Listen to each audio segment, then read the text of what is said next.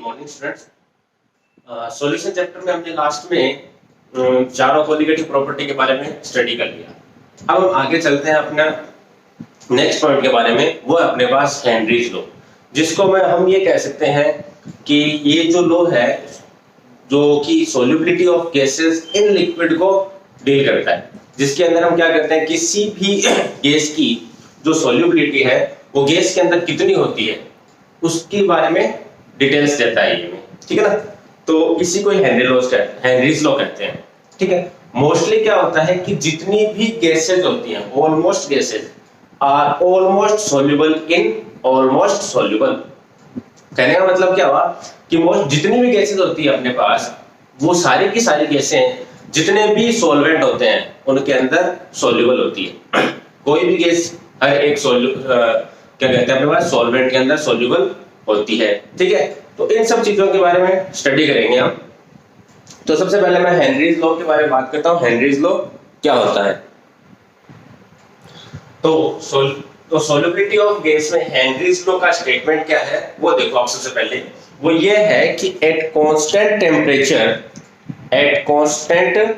Temperature solubility of gas is directly proportional to pressure of gas। मतलब ये हुआ कि जो गैस हम डिसॉल्व कर रहे हैं उस गैस की जो सोल्युबिलिटी है, वो सोल्युबिलिटी जो है किस पे डिपेंड करती है, मतलब किसके डायरेक्टली प्रोपोर्शनल होती, वो होती है उस गैस के प्रेशर के बराबर, ठीक है भाई। ये होता है हेनरीज गैस लॉ का स्टेटमेंट को वापस रिपीट कर रहा हूं। At constant temperature solubility of gas is directly proportional to pressure of gas, ठीक है। अब उसके बाद हम समझते हैं सोल्युबिलिटी का मतलब क्या है। सोल्युबिलिटी का मतलब ये होता है कि कितने ग्राम गैस, यानी कि गैस का कितना मास जो है वो एक लिक्विड के अंदर कितना डिसॉल्व हो चुका है, ठीक है। तो solubility means mass of gas, कि कितने ग्राम है ना गैस जो है वो लिक्विड के अंदर डिसॉल्व हो चुकी है, इसको बोलते हैं सोल्युबिलिटी ऑफ गैस। अब हम देखते हैं स्टेटमेंट के अकॉर्डिंग। स्टेटमेंट कह रहा है कि सोल्युबिलिटी यानी मास, क्या मैं मास को m लिख दूं भाई, m लिख दूं या w लिख दिया, ठीक है। Is directly proportional to pressure, ठीक है। अब क्या हुआ कि इस प्रेशर इस कांस्टेंट या डायरेक्टली प्रोपोर्शनलिटी तो कोई कांस्टेंट आएगा जो कि क्या होता है भाई kh, और ये आ गया अपने पास प्रेशर, जहां kh क्या है भाई, kh अपने पास हेनरी कांस्टेंट, ठीक है भाई, हेनरी कांस्टेंट। क्लियर? ये हो गया मास और ये हो गया उस गैस का प्रेशर। पहली बात, इसको थोड़ा सा और आगे एक्सपेंड करते हैं। देखो जो हेनरीज कांस्टेंट होता है ये क्या होता है, यानी kh की जो वैल्यू होती है ये हर एक सॉल्वेंट के लिए अलग अलग होती है ना। तो ये लिखो आप, उसके आगे फटाफट लिखो, value of kh depends upon nature of solute and solvent।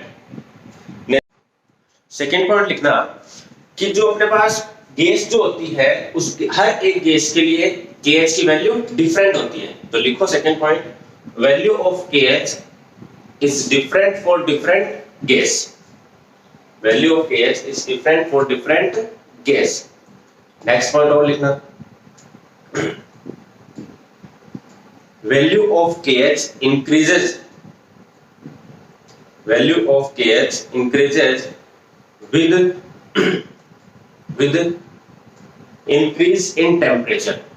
with increase in temperature,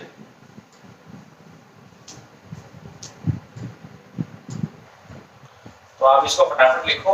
अब इसके बाद में अपने पास क्या है कि जैसे मान लो आपके पास दो डिफरेंट गैसेज है ना, एक गैस है जो कि डिफरेंट प्रेशर पे अपने पास क्या करती है सॉल्वेंट के अंदर मिक्स की जाती है। तो उसकी सोल्युबिलिटी किस तरीके से होगी समझना कि भाई जैसे एक गैस है जो कि P1 प्रेशर पर है ना, उसका M1 मास जो है वो डिसॉल्व होता है। तो M मास जो हो गया वो क्या हो गया kh, सही वाले रूल के अकॉर्डिंग। मतलब कहने का क्या हुआ कि जैसे मान लो एक एटीएम पर आपने CO2 गैस को डिसॉल्व किया तो उसका M1 मास जो है वो डिसॉल्व हो गया, ठीक है। अब क्या किया हमने, उसी सॉल्वेंट के अंदर सब कुछ सेम है, बस चेंज क्या कर दिया, जो प्रेशर है अपने पास उसको चेंज कर दिया। उसको मैं क्या कर रहा हूं P2 कर दिया। तो P2 पर जो मास होगा डिसॉल्व होने पर वो क्या होगा भाई M2, ये आ गया अपने पास KH। ठीक है भाई, सॉरी। तो अब आपको क्या किया गया है कि P2 पर गैस का मास पूछा गया है कि प्रेशर को इंक्रीज या डिक्रीज कुछ भी कर दिया जाए तो उसकी सॉल्युबिलिटी कितनी होगी। ठीक है ना, तो मैं ये पहले पॉइंट लिख देता हूं, solubility of gas at different pressure। ये डिफरेंट प्रेशर पर गैस सेम ही है अपने पास, ठीक है, लेकिन प्रेशर है वो हमने क्या कर दिया भाई, डिफरेंट कर दिया, तब इसकी सॉल्युबिलिटी क्या होगी। तो हम क्या करेंगे, डिवाइड कर दे, तो अपने पास आएगा M1 divided by M2 equals to P1 divided by P2। ये वैल्यू गिवन है, आप M2 कैलकुलेट कर सकते हो।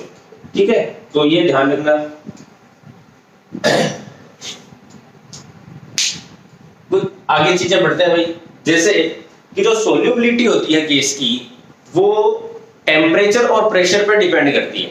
ठीक है, जैसे मान लो कि किसी गैस को लिक्विड के अंदर डिसॉल्व करना है, तो हम क्या करेंगे कि उस गैस का जो प्रेशर है जिसको हम डिसॉल्व कर रहे हैं उसका प्रेशर बढ़ाएंगे। तो हाई प्रेशर के कारण क्या होता है कि वो गैस है वो इजीली लिक्विड के अंदर डिसॉल्व हो जाती है। तो कहने का मतलब यही हुआ कि प्रेशर इंक्रीज करने से सोल्यूबिलिटी इंक्रीज होती है। ठीक है, पहला पॉइंट लिखवाऊंगा इसको मैं। दूसरा पॉइंट क्या हुआ कि टेम्परेचर को अगर आप इंक्रीज करते हो तो टेम्परेचर इंक्रीज करने से सोल्यूबिलिटी डिक्रीज होती है। ठीक है, इन पॉइंट्स को हम लिखते हैं। तो कुछ पॉइंट्स लिखे गए हैं, उन पॉइंट के अकॉर्डिंग हम डायरेक्टली याद करने के कुछ पॉइंट्स है, की पॉइंट्स है जिनको हम याद रखेंगे भाई, इन्हीं के अकॉर्डिंग डायरेक्टली ऑब्जेक्टिव क्वेश्चन बन जाते हैं। ठीक है, जो कि की पॉइंट्स के अकॉर्डिंग डायरेक्टली आते हैं। ठीक है, तो देखो सबसे पहला पॉइंट क्या है, solubility of gas increase with increase in pressure, कि अगर आप प्रेशर को इंक्रीज करोगे तो सोल्यूबिलिटी इंक्रीज होगी। पहला पॉइंट ध्यान रखना है हमें। दूसरा पॉइंट क्या है, solubility decrease with increase in temperature, अगर आप टेम्परेचर को इंक्रीज करोगे तो क्या होगा भाई, सोल्यूबिलिटी वो डिक्रीज होगी। ठीक है, ये दो पॉइंट्स हैं, इन दो पॉइंट के अकॉर्डिंग ही नीचे वाले है ना तो पॉइंट अपने पास, उन्हीं के अकॉर्डिंग आंसर गिवन है भाई। ठीक है, सोल्यूबिलिटी इंक्रीज होगी प्रेशर के साथ, डिक्रीज होगी टेम्परेचर इंक्रीज होने के साथ। ठीक है, उसके बाद थर्ड पॉइंट पे चलते हैं, जो कि हमें याद रखना है। ये एक थोड़ा सा शॉर्ट पॉइंट टाइप है, हमें याद रखना है।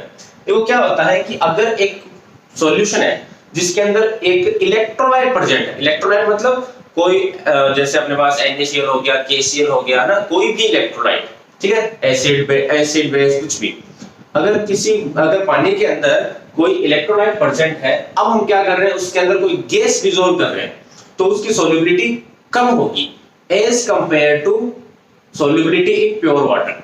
अब कहने का मतलब क्या हुआ कि आपके पास दो कंटेनर है ना, जैसे मान लो 1-1 लीटर के दो कंटेनर जिनके अंदर पानी है। अब आपने क्या किया, एक कंटेनर के अंदर आपने इलेक्ट्रोलाइट मिक्स कर दिया और दूसरा है वो प्योर है। अब आप क्या कर रहे हो, सेम प्रेशर के साथ गैस को मिक्स कर रहे हो सॉल्यूशन के अंदर, तो जिसमें इलेक्ट्रोलाइट प्रेजेंट है उसके अंदर गैस की अमाउंट कम घुलेगी as compare to pure water. ठीक है, तो ये पॉइंट ध्यान रखना है आपके पास। ये किसके लिए है, ये है इलेक्ट्रोलाइट के लिए। ठीक है, जितने भी इलेक्ट्रोलाइट प्रेजेंट है सॉल्यूशन के अंदर उसमें गैस की सॉल्युबिलिटी कम होगी। दूसरी बात, तो इसका मतलब ये होगा कि भाई जो नॉन इलेक्ट्रोलाइट है उनके प्रेजेंट में तो सॉल्युबिलिटी में कोई फर्क नहीं पड़ना चाहिए। सही बात है, बस एक पॉइंट है उसके लिए हमें ध्यान रखना है, वो मैंने यहां लिख दिया, only one, non electrolyte in which solubility of gas decrease in liquid is sugar.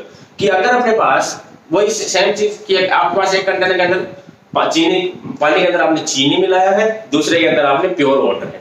अब चीनी वाले के अंदर आप क्या कर रहे हो भाई, गैस मिक्स कर रहे हो, प्योर वाटर के अंदर भी आप गैस मिक्स कर रहे हो, तो इस वाले सॉल्यूशन जिसके अंदर चीनी घुली हुई है उसके अंदर गैस की सॉल्युबिलिटी प्योर वाटर के कंपैरिजन में कम होगी। याद रखनी ये पॉइंट। ठीक है, fourth point, aquatic animal can not survive in warm water. ठीक है, देखो जो अपने पास पानी में जो रहने वाले जो जीव जंतु होते हैं वो क्या होता है कि वो गर्म पानी के अंदर सरवाइव नहीं कर पाते हैं। इसका रीजन क्या है, इसका रीजन ये होता है कि पहली बात तो ये कि एनिमल्स जो होते हैं वो पानी के अंदर से ऑक्सीजन को ऑक्सीजन को क्या करते हैं, इनहेल करते हैं, ठीक है। लेकिन क्या होता है कि अगर पानी को गर्म कर दिया जाए तो पानी के अंदर ऑक्सीजन गैस की जो सोल्यूबिलिटी है वो क्या हो जाती है, डिक्रीज। सो टेम्परेचर बढ़ेगा तो सोल्यूबिलिटी कम हो जाएगी, यानी ऑक्सीजन गैस है वो क्या हो जाएगी, निकल जाएगी। तो गर्म पानी में से ऑक्सीजन गैस की सोल्यूबिलिटी कम हो गई, इसके कारण क्या हो गया कि भाई जिन एनिमल्स, एक्वेटिक एनिमल्स को ऑक्सीजन की अमाउंट चाहिए थी वो प्रॉपर नहीं मिल पाती है और वो सर्वाइव नहीं कर पाते हैं, मर जाते हैं, ठीक है। ये पॉइंट्स आप फटाफट राइट डाउन कीजिए भाई। एक पॉइंट और है जो रह गया, उसके बारे में लिखते हैं। देखो भाई क्या चीज है कि अगर मान लो कि एक सॉल्वेंट के अंदर दो नॉन रिएक्टिव गैसेस मिक्स कर दी जाए तो सोल्यूबिलिटी किसकी ज्यादा होगी, किसकी कम होगी, या किसकी कितनी होगी, उसको पता लगाना है, ठीक है ना। तो पॉइंट लिख रहा हूं मैं नोट में, if 2 or more gases are dissolved in same solvent। Same solvent के अंदर क्या किया गया है, दो या मोर नॉन रिएक्टिव लिखना भी है ना, नॉन रिएक्टिव, दो या दो से ज्यादा नॉन रिएक्टिव गैसेस को अगर आपने मिक्स किया, सोल्यूबल करना चाह रहे हो तो उसकी सोल्यूबिलिटी किस तरीके से हम कैलकुलेट करेंगे उसके बारे में बात करते हैं। तो पॉइंट क्या है, if 2 or more non reactive gases are dissolved in same solvent, ठीक है। तो इस पे चलते हैं हम। तो देखो क्या चीज है, इसको समझने के लिए देखो क्या होता है कि जो अपने पास इसको पार्शियल प्रेशर के टर्म्स में हम क्या करेंगे भाई, सोल्व करेंगे। तो जैसे मान लो आपके पास दो गैसें हैं ए एंड बी, जिसको आपने क्या किया, एक ही सॉल्वेंट के अंदर आपने डिसॉल्व किया है, गैसें हैं ये ए एंड बी गैसेस, इसको आपने किसी एक ही सॉल्वेंट के अंदर आप डिसॉल्व कर रहे हो, तो हम क्या करेंगे, इनके पार्शियल प्रेशर के टर्म्स में हम सोल्यूबिलिटी कैलकुलेट करेंगे। वो देखो क्या है कि पार्शियल प्रेशर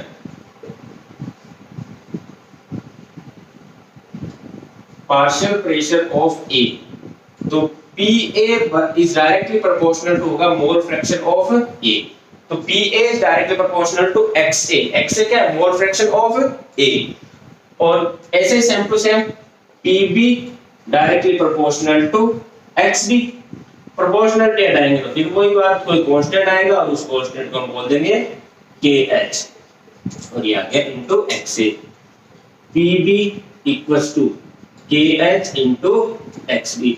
इस तरीके से हम क्या कर लेंगे भाई, दो डिफरेंट गैसेस की सोल्यूबिलिटी कैलकुलेट कर लेंगे।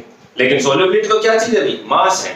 अब क्या करें, यहां से आप क्या करोगे भाई, XA की वैल्यू कैलकुलेट करोगे और यहां से आप XB की वैल्यू कैलकुलेट करोगे। फिर हमें क्या करना है, थोड़ा सा आगे बढ़ाना है भाई, XA equals to Na divided by Na plus Nb। XB के लिए आप क्या कर दोगे भाई, XB equals to Nb divided by Na plus Nb, और यहां से आपको मोल्स मिल जाएंगे, मोल्स को आप मॉलिक्यूलर वेट से मल्टीप्लाई कर दोगे तो आपको क्या मिलेगा भाई, गैस का वेट, ठीक है। तो ये पॉइंट भी आपको लिखो फटाफट, फिर अपन आगे बढ़ते हैं एप्लीकेशन ऑफ सोल्यूबिलिटी। फटाफट लिखो, या फिर हम कह सकते हैं एप्लीकेशन ऑफ हेनरीज लॉ। जल्दी से इसका राइट डाउन करो इसको। तो भाई एप्लीकेशंस पे चलते हैं कि आपको कुछ एप्लीकेशन पूछ ली जाए जो आपको पता भी होती है, कई बार उनके बारे में डिस्कस करते हैं। तो क्या एप्लीकेशंस है वो सबसे पहले अपन देखते हैं। सबसे पहली चीज तो ये कि जो अपने पास कोल्ड ड्रिंक, सॉफ्ट ड्रिंक्स होती है ना, सोडा वाटर हो गया, उनके अंदर इनको कार्बोनेटेड बेवरेजेस बोलते हैं भाई, ठीक है। इनके अंदर क्या होता है, CO2 गैस जो होती है वो मिक्स की जाती है, CO2 O2 दोनों मिक्स की जाती है, ठीक है ना। और ये जो CO2 मिक्स की जाती है वो हाई प्रेशर पे मिक्स की जाती है ना। अब ये मिक्स देखो क्या होता है कि जो अपने पास बेवरेजेस होते हैं जितने भी, उनके अंदर CO2 का काम क्या होता है कि जो कोल्ड ड्रिंक्स होते हैं ना, cold drink, Limca, soda water, जो कुछ भी होता है, इनका जो टेस्ट होता है वो इस CO2 पे डिपेंड करता है, ठीक है ना। थोड़ा बहुत CO2 पे डिपेंड करता है। तो जितनी ज्यादा CO2 की अमाउंट होगी उतना ही ज्यादा क्या होगा, वो सोडा वाटर टेस्ट रहेगी उसके अंदर। और दूसरी चीज क्या है कि उसके अंदर जो गैस घुली हुई है CO2 वो उसकी अमाउंट ज्यादा रहेगी, ठीक है। तो CO2 के अमाउंट को बढ़ाने के लिए हम क्या करते थे, हाई प्रेशर को अप्लाई करते हैं पहली चीज, ठीक है, क्योंकि ये क्या करता है भाई, उसके टेस्ट को बढ़ाता है। एक्चुअली वो टेस्ट को कम, लेकिन जो उसके अंदर जो चीजें इंग्रेडिएंट्स मिक्स किए गए हैं उनको प्रिवेंट करके रखने के लिए काम आती है, ठीक है। सेकंड नंबर चीज क्या हुआ कि high altitude sickness. High altitude sickness का मतलब क्या हुआ कि अगर हम अर्थ की सरफेस से हाइट पे जाते हैं तो वहां पर क्या होता है कि हमें सांस लेने में प्रॉब्लम होती है। इसका कारण क्या होता है कि जैसे जैसे हम हाइट पे जाते हैं वहां पर क्या होता है, ऑक्सीजन का प्रेशर जो होता है वो कम होता जाता है। अगर ऑक्सीजन का प्रेशर कम होगा तो उससे क्या होगा कि हमारे इनहेल करने से ब्लड के अंदर जो ऑक्सीजन जा रही है उसकी अमाउंट कम होगी, यानी solubility of O2 in blood become decrease. उसके कारण क्या होता है कि सांस उठने में प्रॉब्लम आने लग जाती है, ठीक है। तो ये पॉइंट है अपने पास, at high altitude partial pressure of O2 decrease, जिसके कारण क्या होता है, due to this low concentration of O2 mix with blood, और हमें सांस की प्रॉब्लम होने लगती है। थर्ड पॉइंट पे चलते हैं, डीप सी डाइविंग। जो समुद्र में गहराई में उतरते हैं उनके बारे में, कि वो जो होते हैं, आपको पता है कि जब भी समुद्र के अंदर उतरते हैं तब क्या करते हैं, अपने पीछे एक सिलेंडर रख के ले जाते हैं जिसके अंदर O2 गैस होती है, हीलियम के साथ मिक्स की जाती है, ठीक है। ताकि क्या होता है कि जैसे जैसे अपन अंदर जाते हैं तो आपको पता ही है कि अपने पास प्रेशर है वो बढ़ता जाता है, अपनी बॉडी पे प्रेशर है वो बढ़ता जाता है। उस प्रेशर को मेंटेन करने के लिए, जैसे वो प्रेशर बढ़ता है, O2 सिलेंडर के अंदर से निकल के आने लगती है और ब्रीदिंग में प्रॉब्लम नहीं होती है, ठीक है। तो इसीलिए अपने पास O2 को हीलियम के साथ मिक्स की जाती है। अब हीलियम के साथ मिक्स क्यों जाती है, कई बार ये क्वेश्चन भी पूछ लिया जाता है, ठीक है ना। हीलियम जो होता है वो क्या करती है कि इस O2 के साथ थोड़े अमाउंट में N2 भी होती है, ठीक है। तो क्या करता है, हीलियम जो है वो N2 की अमाउंट को डाइल्यूट कर देता है, कि उस जो गैस है उस गैस को डाइल्यूट करने के काम आता है N2 हीलियम, क्योंकि नॉन रिएक्टिव गैस है, ओनली कर क्या रही है, ये ओनली डाइल्यूट करने का काम आता है, कि हीलियम के अमाउंट को डाइल्यूट कर दे। इसके कारण क्या होता है कि बॉडी के अंदर जो है जो अपने आप कुछ प्रॉब्लम होने लग जाती है, जैसे फैटल हो जाता है या फिर ब्रीदिंग प्रॉब्लम होने लग जाती है, उसको कवर करने के लिए सिलेंडर के अंदर हीलियम गैस मिक्स की जाती है। तो ये क्वेश्चन पूछा भी गया है कि why do we mix helium gas while sea diving, ठीक है। तो उसका रीजन क्या है, to decrease the concentration of nitrogen gas, ठीक है। ये अपने पास कुछ एप्लीकेशंस थी जो डायरेक्टली पूछी जा सकती है ऑब्जेक्टिव क्वेश्चन में, उनको आप ध्यान रखोगे, ठीक है। फटाफट राइट डाउन करो, फिर अपन इसमें कुछ न्यूमेरिकल पोर्शन पे चलते हैं। एक न्यूमेरिकल करते हैं फिर इसको कंप्लीट करते हैं। यहाँ पर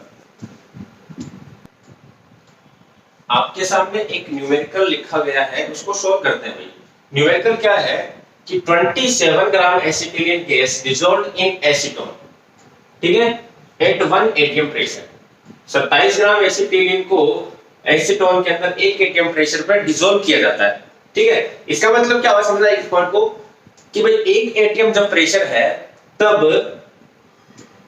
solubility of acetylene is 27 ग्राम, ठीक है। आगे बढ़ते हैं।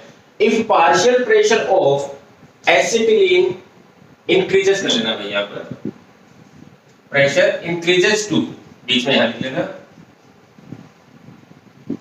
increases to 12 atm, then calculate solubility of acetylene। अब क्या हुआ, उस प्रेशर को इंक्रीज करके हमने कर दिया 12 atm। तो अब इस पॉइंट पर, इस प्रेशर पर एसिटिलीन का सोल्युबिलिटी कितनी होगी, तो वही चीज अपने पास फॉर्मूला डायरेक्ट लगाते हैं कि भाई मास जो होता है डायरेक्ट फॉर्मूला लिखता हूं, m equals to kh into क्या लिखेंगे भाई हम, p, ठीक है भाई, partial pressure of acetylene, okay भाई। तो यहाँ पर ये तो हो गया फॉर्मूला। अब अपने पास डिफरेंट प्रेशर दिए हुए हैं, तो डिफरेंट प्रेशर पे क्या होगा, डिफरेंट सोल्युबिलिटी होगी। तो हम क्या लिखते हैं भाई, m1 p1, kh में कोई चेंज होगा नहीं, और वही same to same m2 equals to kh p2। तो ये अप्लाई करते हैं हम, m1 की वैल्यू 27 ग्राम डिवाइडेड बाय कितना हो गया भाई, m2 हमें कैलकुलेट करना है, इक्वल टू p1 1 हो गया atm और ये हो गया अपने पास 12। तो m2 इक्वल टू हो गया अपने पास तो यहाँ से M2 जो है अपने पास वो आ जाएगा 12 इंटू 27 ग्राम पर लीटर। आप इसको सॉल्व कर लेना 324 ग्राम पर लीटर के अकॉर्डिंग। ठीक है, तो ये अपने पास हेनरीज लॉ की कुछ एप्लीकेशन, कुछ की पॉइंट्स और उसकी डेफिनेशन और उसका लॉ। ठीक है, इसी प्रकार के और 2-3 क्वेश्चन आ सकते हैं। ठीक है, तो हम बाकी सब नेक्स्ट क्लास में कंटिन्यू करते हैं। तब तक के लिए बाय। मुझे लगा होगा कि आपको ये जो समझाया है वो अच्छे से समझ में आया। ठीक है, तो स्टूडेंट हम चैप्टर को थोड़ा और आगे कंटिन्यू करते हैं।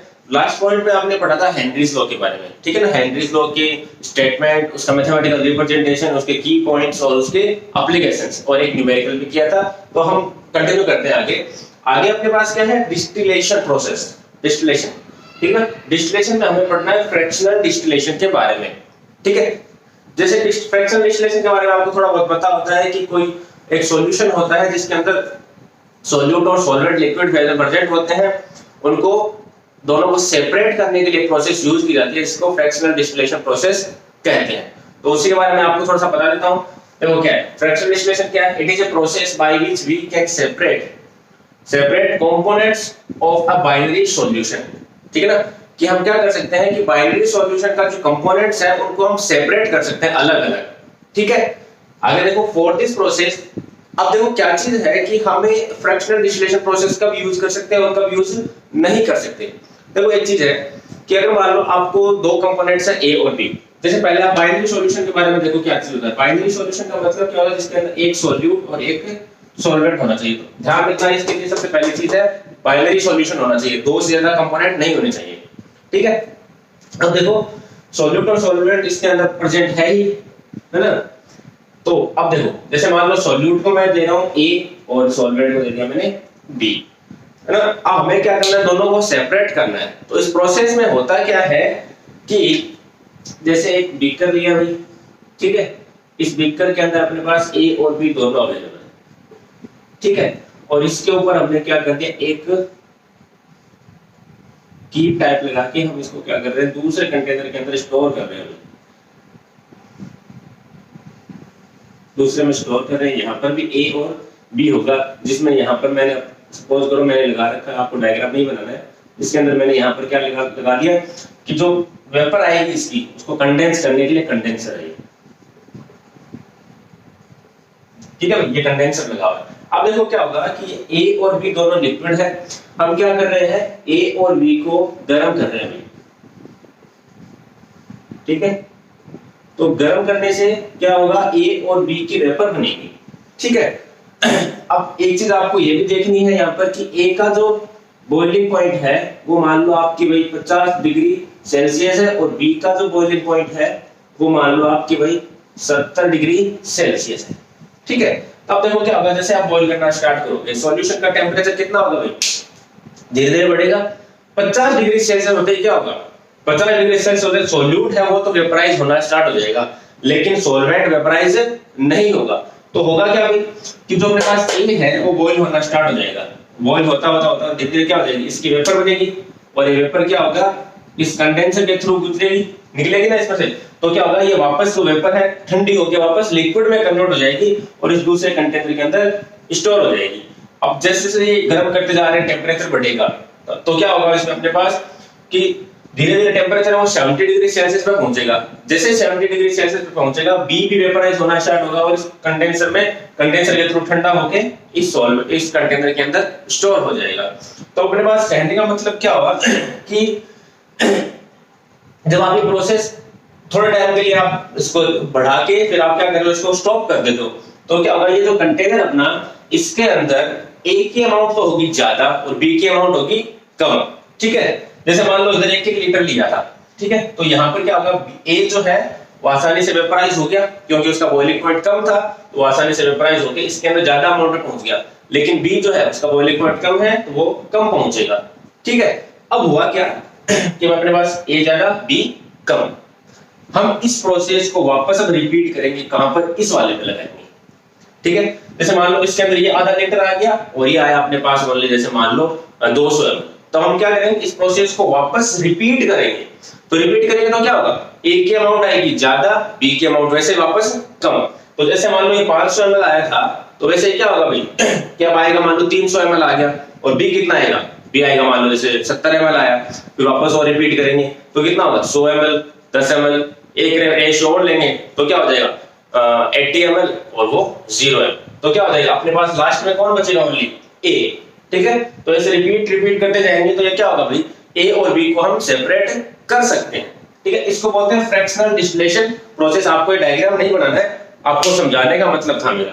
ठीक है, तो अब देखो इस चीज के लिए अपने पास सबसे इंपॉर्टेंट चीज क्या होगी कि बॉइलिंग पॉइंट है ना सोल्यूट और सॉल्वेंट का, वो क्या होना चाहिए, लार्ज डिफरेंट होना चाहिए, मतलब कम से कम 10-15 डिग्री सेल्सियस का डिफरेंस होना चाहिए उनके अंदर। ऐसा नहीं है कि 2-3 डिग्री का सेल्सियस का डिफरेंस आ जाए, तो उसमें क्या है कि इतना टेम्परेचर वेरी आसानी से हो जाता है अपने पास, तो दोनों का बॉइलिंग पॉइंट सेम मान लेता है उस टाइम पर। लेकिन अगर 15-20 केल्विन या डिग्री सेल्सियस के बीच में डिफरेंस होगा तो क्या कर सकते हैं, फ्रैक्शनल डिस्टिलेशन प्रोसेस अप्लाई कर सकते हैं और हम इसको फिर अलग अलग कर सकते हैं। तो आप इसको फटाफट लिखो, ये डायग्राम आपको थोड़ा सा नॉलेज के लिए आप इसको बना लो चाहे। ठीक है, और आगे कंटिन्यू करते हैं फिर। तो देखो भाई फ्रैक्शनल डिस्टिलेशन प्रोसेस के थ्रू हम प्रेशर और जब मोल फ्रैक्शन के अंदर जो ग्राफ बनाएंगे वो कुछ इस तरीके से बनेगा, जो कि क्या है, एक बार के लिए तो हमने बनाया है लिक्विड फेज के लिए और एक बार बनाया हमने वेपर फेज के लिए। तो देखो ये आपने आइडियल लो राउट लॉ के अकॉर्डिंग ये डायग्राम आप पढ़ चुके हो, मैंने आप अभी ओनली एक के अकॉर्डिंग बनाया है, P naught A P naught B के रेस्पेक्ट में डायरेक्टली बना के इसको आपके सामने पुट किया, ये आप डायग्राम बना चुके हो पहले। ठीक है, एक्सप्लेनेशन भी आप इसका देख चुके हो, तो आगे इसको बढ़ाते हैं। देखो अब इसमें क्या होता है कि ये ऊपर वाली जो लाइन है वो क्या होता है, लिक्विड फेज कंपोजिशन के बारे में बताती है कि ये वाला जो लाइन है वो लिक्विड फेज कंपोजिशन के लिए है। तो यहां पर अपन लिक्विड का टोटल वेपर प्रेशर निकालना है, तो क्या होगा, पी नोट है एक्स है, P naught B X B. ठीक है, जो कि राउल्फ लॉ के अकॉर्डिंग आता है।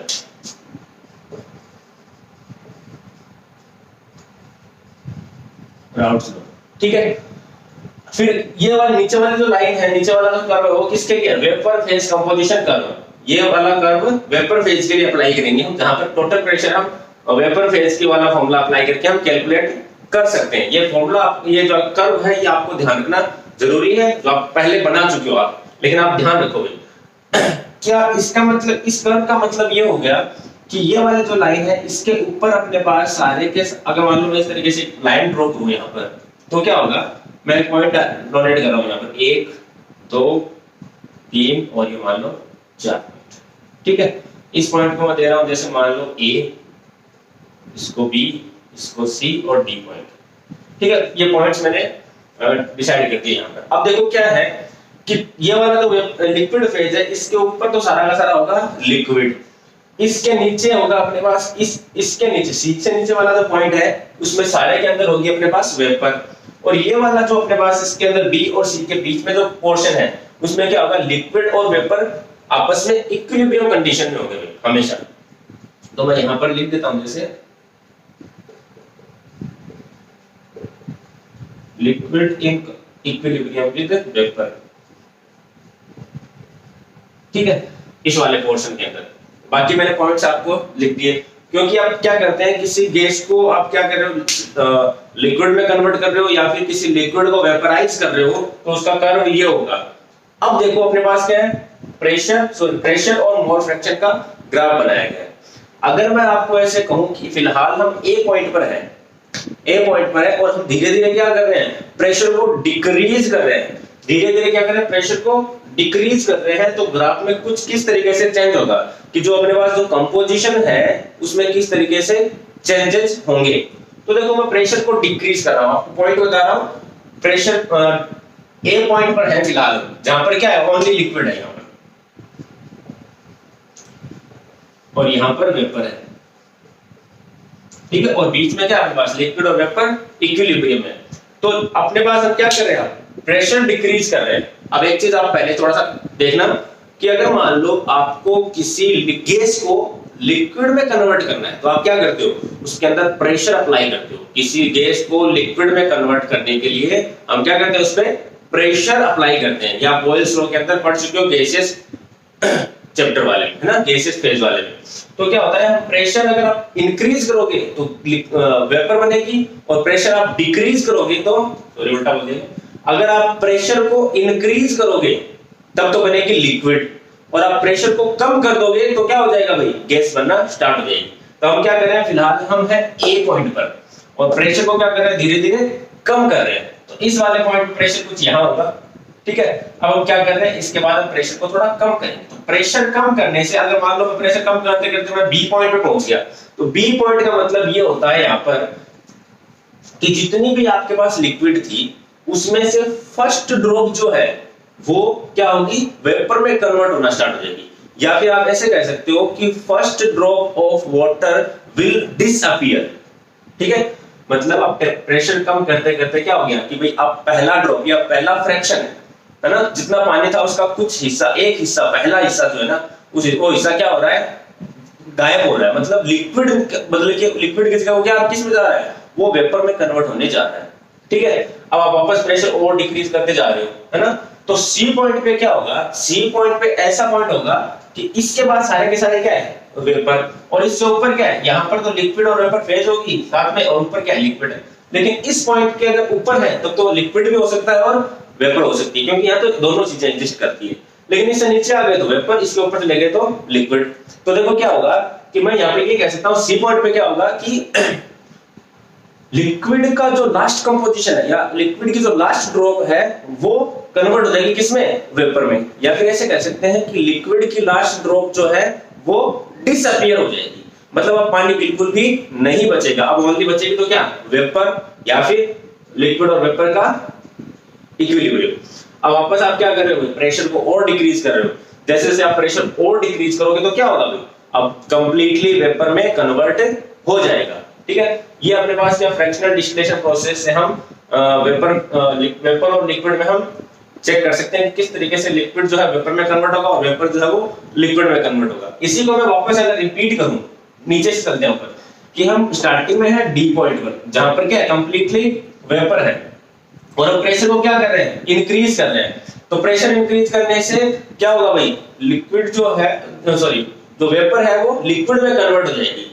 तो देखो डी पर तो कंप्लीटली वेपर, सी पॉइंट पे क्या होगा, first drop of vapour will disappear, ठीक है, कन्वर्ट होना स्टार्ट हो जाएगी किसमें, लिक्विड में। तो इस पॉइंट तक क्या रहेगी, वो लिक्विड और वेपर जो है आपस में इक्विलिब्रियम में रहेंगे।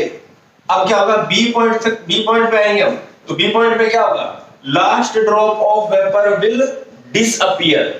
टोटल जो वेपर थी वो सारी की सारी खत्म हो चुकी है, किसमें कन्वर्ट होने जा रही है, लिक्विड में। और एक पॉइंट पे चलेंगे तो इसका मतलब ये अब यहाँ पर कंप्लीटली लिक्विड ही है और कोई दूसरा कंपोजिशन नहीं है, ठीक है। आगे डायग्राम बनाओ, मैं कुछ पॉइंट्स है वो आपको दिखाता हूँ, लिखने के लिए मैं आपको अभी दे रहा हूँ क्या लिखना है, ठीक है। लिखो फटाफट, इसको आप बनाओ।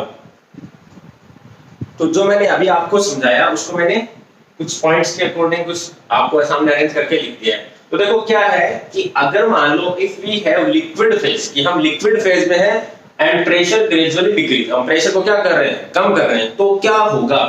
तो फर्स्ट पॉइंट क्या, 8 point B, first drop of water will disappear, पहला पानी की पहली बूंद क्या हो जाएगी, डिसअपीयर। या हम ऐसे कह सकते हैं कि first drop of water will converted into vapour, ठीक है।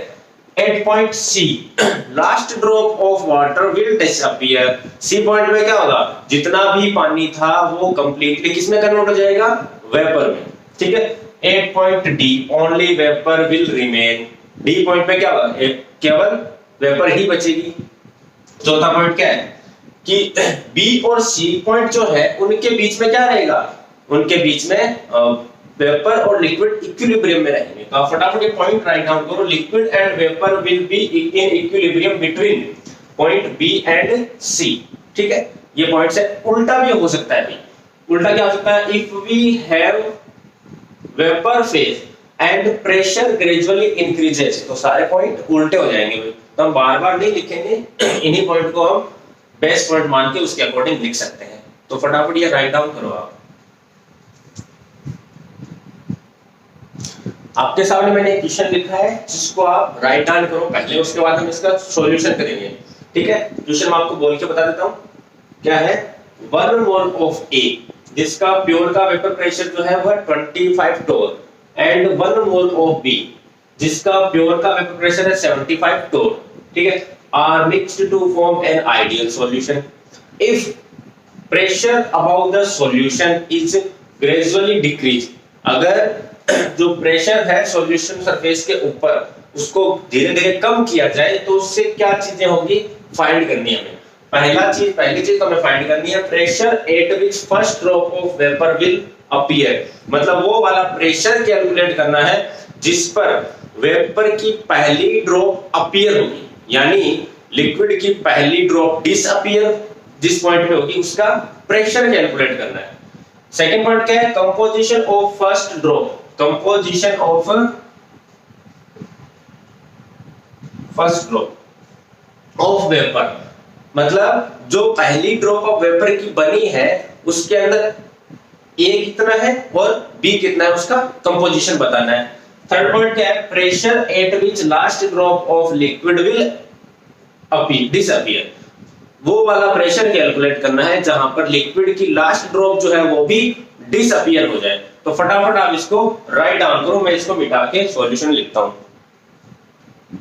तो देखो भाई, पहली बात ये कि जो कर्व बना था इस कर्व को ध्यान रखो आप, कुछ इस तरीके से था, यहाँ P नोट A था, यहाँ P नोट B था, x इक्वल्स टू 1, यहाँ x b इक्वल्स टू 1, ठीक है, ऊपर वाला लिक्विड फेज के लिए, नीचे वाला वेपर फेज के लिए, तो उसके अकॉर्डिंग चलते हैं।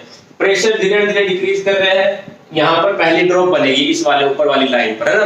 तो क्या इस वाले के लिए हमने P टोटल, यानी आपको P टोटल पूछा गया है कि वो प्रेशर बताओ जहां पर पहली ड्रॉप बनेगी, तो हमें पता है पहली ड्रॉप इस वाली लाइन पे ही बनेगी, यहाँ पर इस तरीके से अगर ड्रॉ करें तो यहाँ बनेगी, तो इस वाले में प्रेशर कितना होगा कैलकुलेट कर लेते हैं। P टोटल जो मैंने अभी आपको दिखाया था वो क्या था, P naught A XA plus P naught B XB, simple, ठीक है भाई।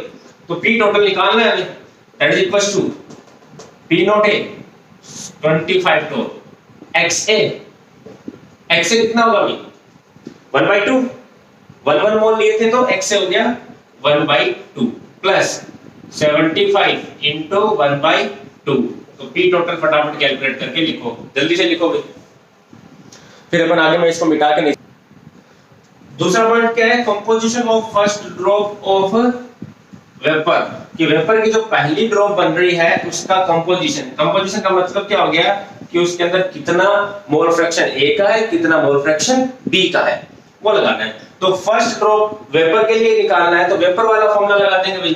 वेपर वाला फॉर्मूला क्या था, P total equals to, vapour वाले निकालने हैं इसलिए हमने YA ये वाला लिया है फॉर्मूला भाई। YA कौन से मोल फ्रैक्शन होते हैं, वेपर वाले, XA कौन से होते हैं, लिक्विड वाले, तो हमने YA लिया, YA upon P naught A, ये फॉर्मूला ड्राइव करा चुका हूं मैं आपको, ठीक है, YB divided by P naught B। अब इसमें आपके पास P टोटल का वैल्यू है, P नोट A है, P नोट B है। P टोटल कौन सा लोगे आप, P टोटल का मतलब वही तो प्रेशर है जिस पर पहली ड्रॉप बनी है, तो वो कितना है 50 टोर। P नोट A ये तो चेंज होना है नहीं, P नोट B ये भी चेंज नहीं होना, तो YA YB मिल जाएगा आपको। तो फटाफट कैलकुलेट करो, वैल्यू पुट करता हूं, कितना था ये 50 टोर इक्वल्स टू YA अपॉन क्या है 25 प्लस YB अपॉन 75। इसमें से आप क्या करोगे, YA और YB की वैल्यू पुट फाइंड करोगे, ठीक है, जल्दी से करो, राइट डाउन करो इसको। आपको डायरेक्टली बता देता हूं, इसमें YA जो है वो आएगा 1/4 और YB जो है वो आएगा 3/4। अगर किसी को सॉल्व करने में प्रॉब्लम आ रही है तो आप क्या करोगे कि दो अननोन वैल्यू है, उसको किसी को अगर ये बताने की आवश्यकता है तो पहली बात तो ये थोड़ा पढ़ाई नहीं कर रहा है, दूसरी बात ये कमजोर है। अगर पढ़ाई कर रहा है तब तो कमजोर है, तो पढ़ाई नहीं कर रहा तो बहुत गलत बात है, ठीक है। तो देखो इसको आप क्या लिख सकते हो भाई, B को क्या हम जैसे लिख सकते हैं 1 माइनस YA, अब अपने पास अननोन वैल्यू रहेगी ओनली 1 YA, ठीक है, तो वहां से 1/4 आएगा और ये 3/4। अब हम थर्ड पॉइंट क्लियर कर लेते हैं। थर्ड पॉइंट क्या था, थर्ड पॉइंट एक मिनट देख लेता हूं, थर्ड पॉइंट क्या था। अभी थर्ड पॉइंट आपके पास था कि वो वाला प्रेशर कैलकुलेट करो जहां पर वेपर की लास्ट ड्रॉप है वो बन जाएगी। या फिर ऐसे कर सकते हैं कि वो वाला प्रेशर कैलकुलेट करो जहां पर लिक्विड की लास्ट ड्रॉप विल डिसअपीयर। तो क्या करेंगे, टोटली क्या ये अपने पास वेपर में कन्वर्ट हो रहा है, तो वेपर में कन्वर्ट हो रहा है तो वेपर वाले मोल फ्रैक्शन वाले के अकॉर्डिंग हम कर देंगे। ठीक है, तो फॉर्मूला वही अपने पास 1 upon P total that is equals to YA upon P naught A plus YB upon P naught B। अब देखो आपको वैल्यू पुट करना है, ज्यादा कुछ भारी चीजें नहीं है, P टोटल तो कैलकुलेट करना है, ये वैल्यू आपके पास है। इसमें से आप इसको क्या करोगे, इसकी शेयर को क्या कर दे, ये दोनों वैल्यू आपको पता होनी चाहिए ना, क्योंकि ये वैल्यू पता होगी तभी तो करोगे आप। अब ये वैल्यू कितनी होगी वो आप बताओ, पहले सोचो, 1 मिनट का टाइम आपको मैं दे रहा हूं, फटाफट सोचो कि भाई YA और YB की वैल्यू क्या पुट करेंगे। हमें फाइंड क्या करना है, बता देता हूं आपको, 1 अपॉन P टोटल। तो ये फाइंड कब होगा, जब अपने पास बाकी सारी चीजें क्या हो, नॉन होनी चाहिए ना। P नोट A पता है, P नोट B पता है, P टोटल फाइंड करना है, YA YB नहीं पता, वो पता है आपको डायरेक्टली, बस थोड़ा सा सोचना है। वो देखो किस तरीके से आपको मैं बताता हूं, क्या लिक्विड की लास्ट ड्रॉप जो है वो वेपर में कन्वर्ट हो रही है।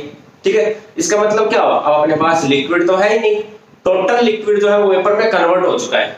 ठीक है, तो अब ये बताओ लिक्विड कितना था, 1 मोल, तो वो एक मोल जो था वो कंप्लीटली कन्वर्ट हो चुका है वेपर में। तो इसका मतलब क्या, वेपर भी कितने मोल है, 1 मोल A के और 1 मोल B के, तो मोल फ्रैक्शन कितना हो जाएगा, 1/2 एंड 1/2।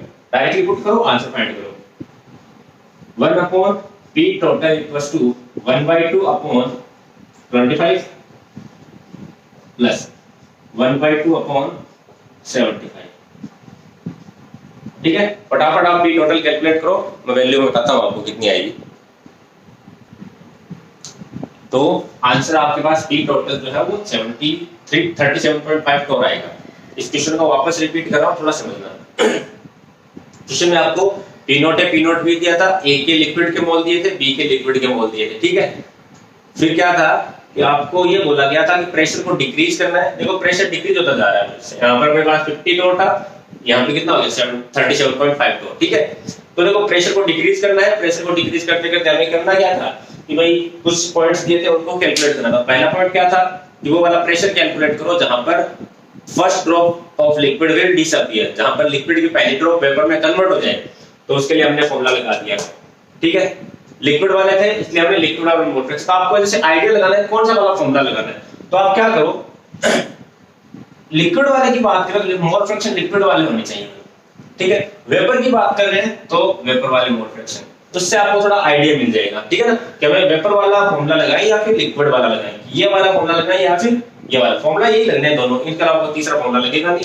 तीसरा लगेगा तो कौन सा लगेगा, जो आइडियल दो वाले हैं, उसके अलावा कोई अलग फॉर्मूला नहीं लगने वाला। तो इसके अकॉर्डिंग हमारे पास आंसर है 37.5 final pressure at last drop of liquid converted to vapour. ठीक है, बाकी हम अगले नेक्स्ट क्लास के अंदर हम करेंगे एजियोट्रोपिक मिक्सचर के बारे में।